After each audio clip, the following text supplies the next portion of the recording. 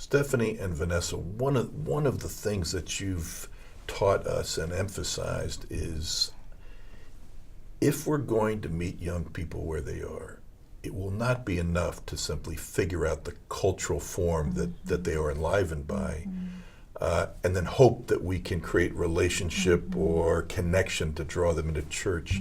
We won't really meet them where they are if we don't listen to them well and learn the hungers of the heart that are moving them in life, and maybe move them to Harry Potter or Beyonce or Black Panther.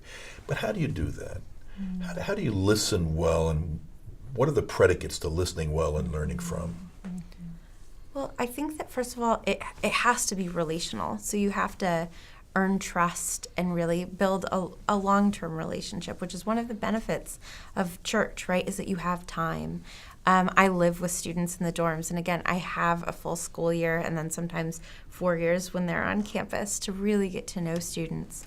But I think the other thing about listening, I mean, you really have to sit with them and listen, but I think it's also making sure that you remain authentically yourself while allowing them to move and change you, right? So if there are certain things, it's like, well, but I'm never going to change the fact that I believe that the gospel is the most important story. You can't hide that from them, right? You have to be honest about where it is that you are located, or they're not going to trust you, right? So I think that it is also about being vulnerable with them, about the stories that you tell yourself, locating your positionality and being honest about it. If you are a white minister working in a Black congregation, making sure that you are honest about the fact that you are aware of your inherent privilege, right?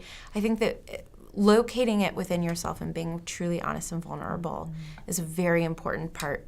It like cleans your ears for listening, and it creates that trust. And I think the practice itself is one of the primary places where we can begin to hear the underlying yearning and hunger. I'm not sure any of us, adults or adolescents, have, when pressed, the language for our deepest, fiercest hopes and yearnings.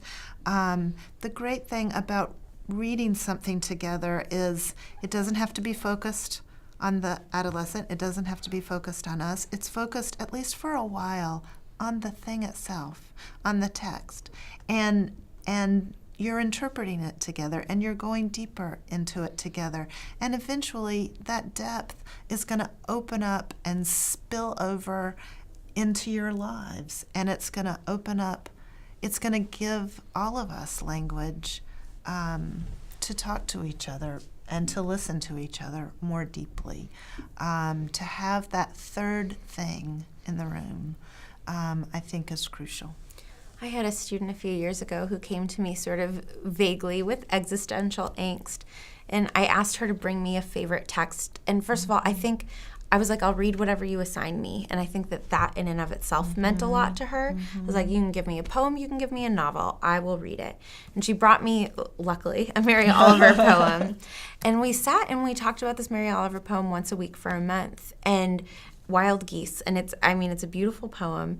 And I would just have her go through stanza by stanza and tell me what the lines meant and tell me what they meant to her. And it turns out that she was brokenhearted, right? And that came, but she didn't want to come to me and admit, she's, self-identified feminist. She did not want to come to me and admit that she was having an existential crisis over a boy.